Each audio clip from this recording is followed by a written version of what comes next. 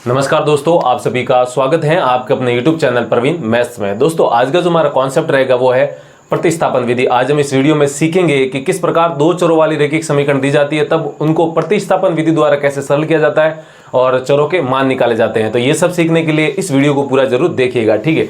तो यहाँ पर आप देख सकते हैं प्रतिस्थापन विधि मैंने नाम लिखा है, तो आज हम इसी विधि को पढ़ेंगे और इसको करना सीखेंगे। तो देखिए आपके सामने दो चरों वाली दो समीकरण दी गई है, x + y = 14 है और x - y = 4 है। इन दोनों समीकरणों को हमें आपस में प्रतिस्थापन विधि के द्वारा सरल कर यहाँ पर जो चर x और y है इनके मान निकालना है, ठीक है। तो देखिए सबसे पहले आप क्या करेंगे, जब आपको ऐसी दो समीकरण दी जाती है तब सबसे पहले आप एक समीकरण को समीकरण नंबर 1 दे दीजिए और दूसरी को आप समीकरण नंबर 2 दे दीजिए, ठीक है। अब यहाँ पर सबसे पहले हम क्या करेंगे, देखिए जो आसान समीकरण है उस समीकरण से किसी एक चर का मान निकाल लेंगे। देखिए प्रतिस्थापन का मतलब क्या होता है, एक जगह से दूसरी जगह जाना। प्रतिस्थापन यहाँ सब्स्टिट्यूशन करना, यानी कि एक जगह से दूसरी जगह जाना। तो हम क्या करेंगे, किसी एक समीकरण को सरल करेंगे, वहां से किसी एक चर यानी कि या तो x का मान निकालेंगे या फिर y का मान निकालेंगे। और देखिए यहाँ पर मैं समीकरण नंबर 1 को ही ले लेता हूं। तो आप देख सकते हैं समीकरण नंबर 1 से, तो मैं यहाँ पर लिखूंगा समीकरण नंबर 1 से, ठीक है। तो यहाँ पर आप देख सकते हैं समीकरण 1 क्या है, x + y बराबर क्या है 14 है, ठीक है। और यहाँ से मैं देखिए x का मान निकालूं चाहे y का मान निकालूं, तो यहाँ से मैं x का मान निकाल लेता हूँ। देखिए यहाँ पर x बराबर ये प्लस का y है, इसको आप उधर भेज दीजिए, ठीक है। पक्षांतरण करना है आपको। पक्षांतरण मतलब एक पद को यहाँ से दूसरे पक्ष में भेजना है। तो पहले से उधर क्या है 14 है और ये प्लस का y उधर जाएगा तो क्या हो जाएगा आपका माइनस का y हो जाएगा, ठीक है। यहाँ पर आप देख सकते हैं जो x था यानी कि जो x चर है उसको मैंने y के पदों में लिख दिया। आप देख सकते हैं x बराबर क्या लिखा है 14 - y लिखा है, ठीक है। अब इसको आप दे दीजिए समीकरण नंबर 3 दे दीजिए, ठीक है। अब हम क्या करेंगे, ये जो x का मान हम क्या करेंगे, देखिए ये जो x का मान आया है 14 - y, इसी 14 - y को इस समीकरण नंबर 2 में रख देंगे। यहाँ पर आप देख सकते हैं ये x है। प्रतिस्थापन का मतलब क्या होता है, एक जगह से दूसरी जगह जाना, यानी कि यहाँ से ये जो समीकरण नंबर 1 है यहाँ से किसी एक चर का मान मैंने निकाल दिया। x बराबर क्या आया 14 - y आया और इसी 14 - y को आपको समीकरण नंबर 2 में रखना है, ठीक है। यहाँ पर आप देख सकते हैं एक को तो हमने सरल करके ये x को y के पदों में लिख दिया। अब जो समीकरण नंबर 2 बची है उसके अंदर ये x का मान रख देंगे, प्रतिस्थापित कर देंगे, ठीक है। तो यहाँ पर आप देख सकते हैं यहाँ पर मैं x का मान इस समीकरण में रख देता हूं। तो देखिए x - y = 4 है। तो आप ये भी लिख सकते हैं समीकरण नंबर 2 व 3 से, 2 व 3 से, ठीक है। तो देखिए मैं ये x का मान इसमें रखता हूं, तो यहां पर क्या हो जाएगा x - y है तो x की जगह क्या आ जाएगा, ये 14 - y और ये साथ में माइनस का y बराबर 4। देखिए ध्यान दीजिए ये -y पहले से ही है, ये -y यहां पर ही लिखा है -y, ठीक है। यहाँ पर हमने x का मान लिखा है, जो x का मान यहाँ पर क्या है 14 - y, इसी 14 - y को इस x की जगह मैंने लिख दिया, ठीक है। अब इसको आप ध्यान से देखिए ये क्या बना है, एक चर वाली रैखिक समीकरण बनी है जो कि हमने बहुत अच्छे तरीके से सरल करना सीखी थी। तो अब इसको सरल करके यहाँ पर ये जो चर है y इसका मान हम निकाल लेंगे, ठीक है। तो यहाँ पर देखिए मैं इसको यहाँ पर आगे सरल करता हूँ। देखिए 14 - y, देखिए ये -y और ये -y आपस में क्या हो जाएंगे -2y हो जाएगा, ठीक है भाई। ये एक माइनस है, इसके आगे कुछ नहीं मतलब एक, इसके आगे भी कुछ नहीं मतलब एक है, तो मतलब ये -1y और ये -1y आपस में -2y और बराबर में आपका कितना है यहाँ पर लिखा हुआ है 4, तो मैं भी यहाँ पर कितना लिख दूंगा 4, ठीक है। अब इसको सरल करते हैं। आपको क्या करना है, समीकरण को सरल कैसे करते हैं, जिसका मान निकालना उसको इधर रखना है, यानी कि चर को बाएं पक्ष में रखना है हमेशा और अचर को दाएं पक्ष में रखना है हमेशा। आप ऐसे करोगे तो आपकी समीकरण आसानी से सरल हो जाएगी, ठीक है। तो ये -2y है, आपको इधर ही इधर रखना है, इसी पक्ष में रखो बराबर। उधर क्या है अचर 4 है पहले से ही। अब देखिए ये प्लस का 14 इस पक्ष में आपको दाएं पक्ष में लेके जाना है, यानी कि पक्षांतरण करना है। तो पक्षांतरण करते हैं तो चिन्ह चेंज हो जाता है, ये प्लस का यहाँ पर क्या हो जाएगा माइनस हो जाएगा, ठीक है। तो यहाँ पर लिखेंगे -2y बराबर। अब 4 - 14, 4 - 14 कितना हो जाएगा आपका -10 हो जाएगा, ठीक है। अब हम यहाँ पर देखिए इस -2y का मतलब क्या होता है, -2 गुणा y होता है, यानी कि हमें y का मान निकालना है और इसके गुणा में कौन है ये -2 है, तो आप उस पक्ष में भेजेंगे तो ये इधर गुणा में है, उधर जाएगा तो भाग में। तो यहाँ पर क्या बन जाएगा y बराबर -10 बट्टा, अब ये -2 इधर आएगा तो भाग में चला जाएगा, ठीक है। अब यहाँ से y का मान निकाल लेते हैं, तो आप देख सकते हैं ये माइनस और ये माइनस कट जाएगा, प्लस बन जाएगा। 2 का भाग 10 में कितनी बार चला जाएगा आपका 5 बार। तो आप देख सकते हैं यहाँ से जो हमारा y का मान आया वो कितना आया 5 आया है, यही हमारा क्या है आंसर है। तो देखिए ये जो दो समीकरण थी इन दोनों समीकरणों को आपस में हमने प्रतिस्थापन विधि द्वारा सरल किया और वहां से हमें एक चर का मान क्या प्राप्त हुआ, हमें y बराबर 5 प्राप्त हुआ है, ठीक है। अब ये तो y का मान आ गया, अब हमें x का मान निकालना पड़ेगा। तो यहाँ पर आप देख सकते हैं x + y = 14 है या फिर x - y = 4 है। तो ये जो y बराबर 5 है यहाँ तो आप समीकरण नंबर 1 में रख दो या समीकरण नंबर 2 में रख देंगे, ठीक है। तो यहाँ पर आप देख सकते हैं समीकरण नंबर आप चाहे एक में रखो चाहे दो में रखो, किसी में भी रखो, x का मान दोनों में बराबर ही आएगा। ठीक है, तो मैं देखिए यहाँ पर आप देख सकते हैं, इसमें रख देता हूँ समीकरण नंबर 1 में। तो समीकरण 1 में y बराबर 5 रखने पर, ठीक है, y बराबर 5 रखने पर, तो यहाँ पर आप ध्यान दीजिए, ये समीकरण नंबर 1 है, x प्लस वाई बराबर 14 है। तो यहाँ पर x की जगह तो मान निकालना है हमें, यहाँ पर लिखेंगे x प्लस ये y का मान यहाँ से देख सकते हैं कितना है 5, तो यहाँ पर लिखेंगे 5 बराबर ये कितना है 14 है। ठीक है, अब इसको आप सॉल्व कर लेंगे, तो यहाँ से देखिए सॉल्व करेंगे तो क्या आएगा, ये जो प्लस का 5 है पक्षांतरण होगा उधर चला जाएगा, यानी कि x बराबर ये प्लस का 5 उधर जाएगा तो 14 माइनस 5, तो यहाँ से जो x का मान आएगा वो क्या आ जाएगा, देख सकते हैं आप 14 माइनस 5 कितना हो जाएगा आपका 9 हो जाएगा। ठीक है, यानी कि आप कह सकते हैं यहाँ पर जो ये x है, यहाँ पर जो ये x आया है, ये जो x इसका मान कितना आएगा, वहां से आप देखिए कितना आया 14 माइनस 5 9 आ गया, और जो y का मान आएगा वो कितना आएगा 5 आएगा, तो यहाँ पर आप लिख सकते हैं 5, तो x का मान 9 आ गया और y का मान 5 आ गया, जो कि इन दोनों समीकरण को संतुष्ट करेगा। यानी कि आप x का मान 9 रखते हैं, यहाँ पर 9 प्लस y का मान कितना 5 रखिए, तो 9 प्लस 5 कितना हो जाएगा आपका 14 हो जाएगा। ठीक है, इसी प्रकार आप इस समीकरण में 9 रखेंगे और ये माइनस और ये 5 आप यहाँ पर रखेंगे, तो 9 माइनस 5 कितना हो जाएगा 4 हो जाएगा, जो कि क्या है सही है बिल्कुल। तो इस प्रकार आपको प्रतिस्थापन विधि से दो चरों वाली रैखिक समीकरण को हल करना है। उम्मीद है आपको समझ में आया होगा। चलिए एक और सवाल करते हैं, जिससे कि हमारे ये प्रतिस्थापन विधि वाला जो कॉन्सेप्ट है वो अच्छे से हमको समझ में आ जाए। चलिए हमारे आज के दूसरे सवाल की ओर। तो अब देखिए हमारा जो अगला सवाल है वो क्या है, 3x बट्टा 2 माइनस 5y बट्टा 3 बराबर -2 है और x बट्टा 3 प्लस y बट्टा 2 बराबर 13 बट्टा 6 है। ठीक है, यहाँ पर आप देख सकते हैं दो हमें चरों वाली रैखिक समीकरण, दो समीकरण दी गई है और इन दोनों को आपस में सरल करना है प्रतिस्थापन विधि के द्वारा। ठीक है, तो देखिए ये जो समीकरण है, ये समीकरण थोड़ी सी जो पिछले वाली समीकरण थी उनके मुकाबले ये थोड़ी क्या टफ है, यानी कि टफ का मतलब वहां पर जो चरों के गुणांक यानी कि एक्स वाई के जो गुणांक थे वो छोटी छोटी संख्या थी, 1 2 -1 -2 ऐसी संख्या थी। लेकिन यहाँ पर क्या है, भिन्न आ चुकी है। यहाँ पर x का गुणांक देखिए 3/2 है, यहाँ पर y का गुणांक 5/3 है। अब इनको थोड़ा सरल करने में क्या आएगी, समस्या आएगी। तो इनको प्रतिस्थापन विधि से सरल करने से पहले हम क्या करेंगे, इन भिन्न का थोड़ा सरल रूप लिखेंगे। ठीक है, इन भिन्न का हम सरल रूप लिखेंगे। सरल रूप लिखने का मेरा मतलब है, यहाँ पर जो ये बट्टा में 2 और 3 है इनको हम हटाएंगे, यहाँ पर भी 3 और 2 है इनको हम हटाएंगे। अब कैसे हटाना है, तो ध्यान दीजिए, ये समीकरण नंबर आप 1 मान लीजिए और ये मान लीजिए समीकरण नंबर 2 मान लीजिए। ठीक है, तो अब देखिए ये समीकरण नंबर जो 1 आया है, इसमें जो ये बट्टा में 2 और बट्टा में 3 इसको हटाना है।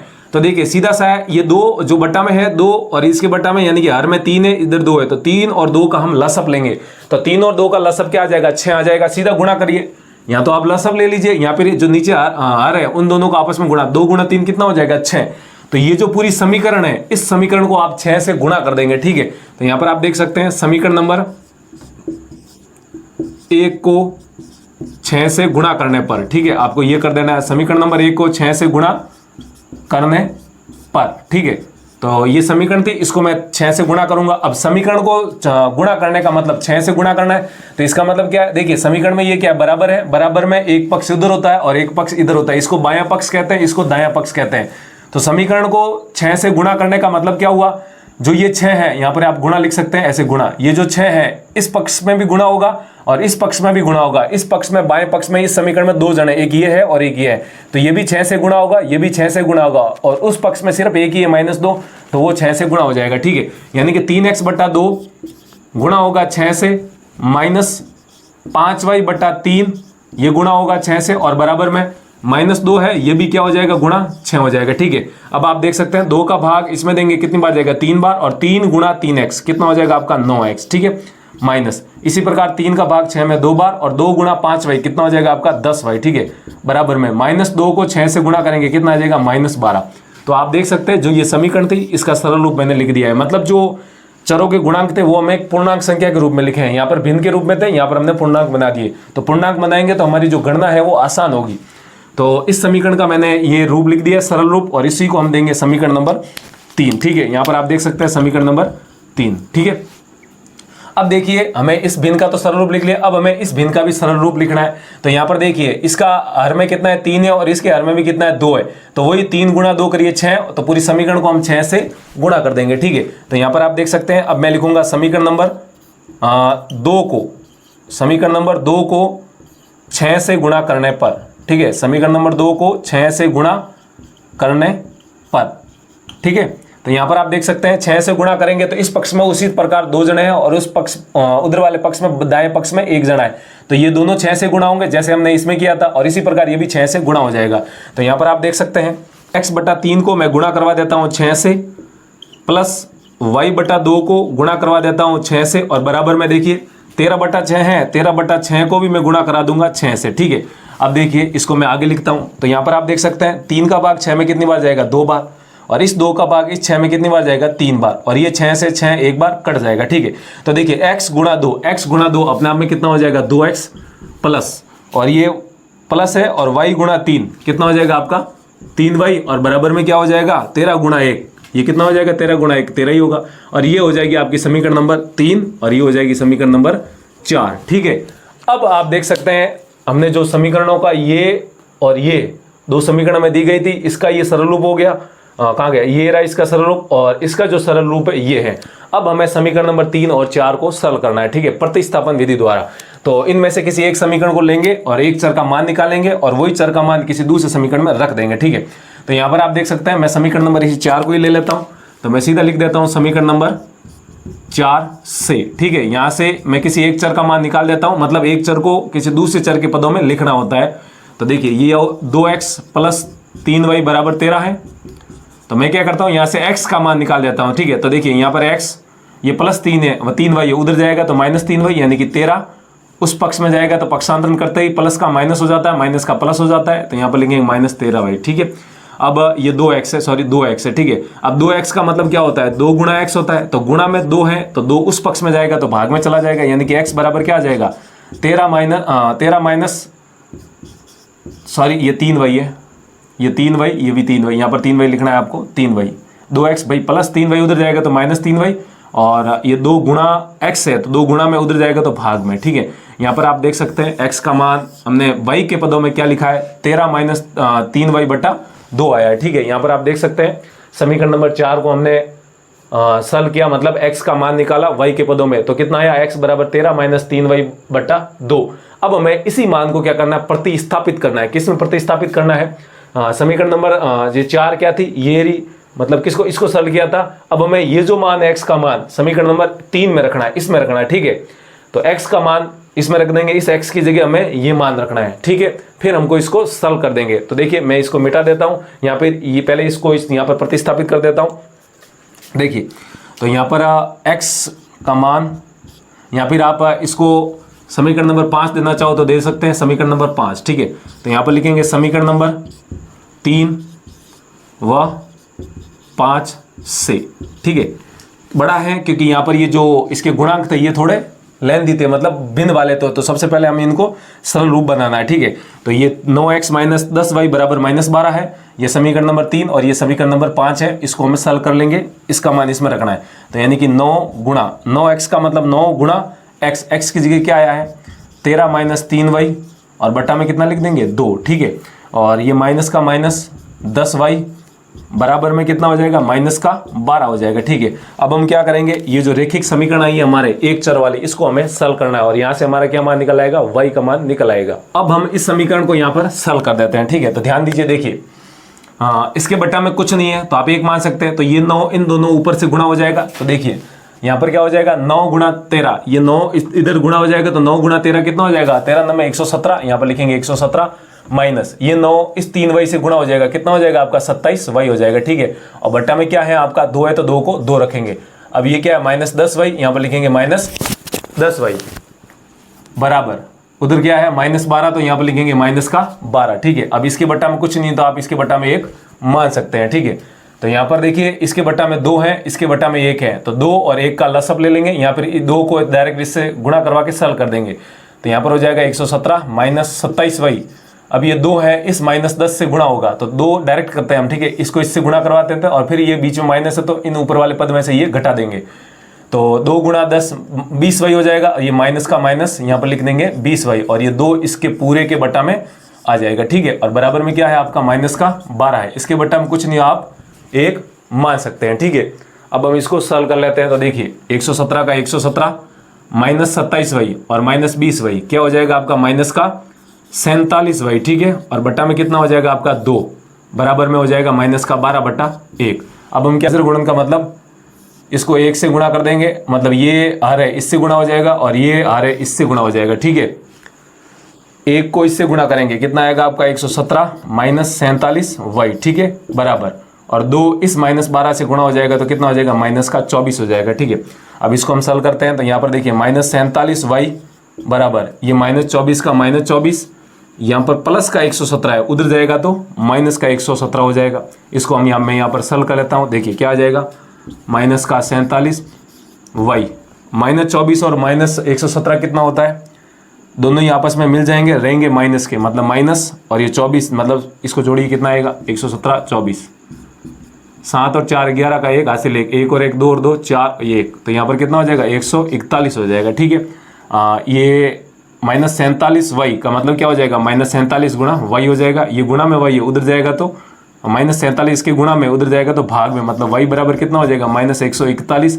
बट्टा माइनस 47 हो जाएगा। ठीक है, अब यहाँ पर आप देख सकते हैं ये माइनस और ये माइनस प्लस हो जाएगा और 47 का भाग इसमें कितनी बार चला जाएगा 3 बार, तो यहाँ पर आप देखिए वाई का मान कितना आया 3 आया और यही क्या हमारा आंसर है। ठीक है, तो हमने आप देख सकते हैं किस प्रकार हमने इस समीकरण, ये समीकरण थोड़ी टफ है, क्यों, यहाँ पर जो चरों के जो गुणांक है वो क्या है आपके भिन्न में है, इसलिए ये समीकरण थोड़ी टफ रही सॉल्व करने में। ठीक है, तो समीकरण टफ रहेगी आपको जब जो समीकरण में जो चर हैं उनके गुणांक आपको अगर भिन्न में दे देते हैं बट्टा में, मतलब अंडररूट में, तो वो समीकरण सॉल्व करने में थोड़ी जो पिछली वाली समीकरण थी उसके मुकाबले में टफ रहेगी, तो आपको ऐसे ही उनको सॉल्व करना पड़ेगा। ठीक है, इसके लिए आपको ये बेसिक थोड़ा पता होना चाहिए समीकरण कैसे सॉल्व करते हैं रेखिक समीकरण को। तो यहाँ से y का मान कितना आया 3 आया है। अब ये जो y का मान 3 आया है, ये चाहे अब y का मान जैसे हमने पहले जो समीकरण सॉल्व की थी उसमें जहाँ पर पहले हमने x या y का मान निकाला था, फिर हमने एक मान को समीकरण 1 या 2 में रखा था, फिर वहाँ से हमें x का मान भी मिला था। भाई पहले भी तो हमने y का मान निकाला था और फिर हमने उसी y का मान समीकरण नंबर 1 या 2 में रखा, तब हमारे पास x का मान आ गया। अब इसी प्रकार यहाँ पर y बराबर 3 मान जो आया है, ये y बराबर 3 चाहे समीकरण नंबर 4 में रख दो, चाहे समीकरण नंबर जो पहले 3 थी उसमें रख दो, चाहे समीकरण नंबर 1 में रख दो, चाहे समीकरण नंबर 2 में रख दो, किसी में भी आप मान रख सकते हैं और वहां से आपका जो ये x का मान आएगा वो आ जाएगा। ठीक है, तो जो x का मान आएगा उसको कमेंट बॉक्स में जरूर लिखिएगा कि कितना आता है। ठीक है, तो इस प्रकार आपको दो चरों वाली रैखिक समीकरण प्रतिस्थापन विधि द्वारा सॉल्व करनी है। प्रतिस्थापन का मतलब किसी एक समीकरण से एक चर का मान दूसरे पदों में लाना और फिर उसी चर का मान जो पीछे समीकरण दूसरी है उसमें रख देना और वहां से वो समीकरण रैखिक समीकरण बन जाती है एक चर वाली। ठीक है, उसको सॉल्व करके वहां से एक चर का मान निकालेंगे और उसी चर का मान जो आएगा, जैसे यहाँ पर आया y बराबर 3, उसी को जो पहले समीकरण दी गई है किसी में भी रखकर आप दूसरे चर का भी मान निकाल सकते हैं। ठीक है, तो उम्मीद है आपको समझ में आया होगा किस प्रकार प्रतिस्थापन विधि द्वारा दो चरों वाली रैखिक समीकरण को सॉल्व किया जाता है। यदि आपको समझ में आया तो वीडियो को लाइक कीजिए और अभी तक चैनल को सब्सक्राइब नहीं किया है तो वीडियो के नीचे वाला जो लाल बटन है उसको दबा दीजिए। ठीक है, तो आज के लिए इतना ही रखते हैं, जल्दी मिलते हैं हम एक यार ऐसी वीडियो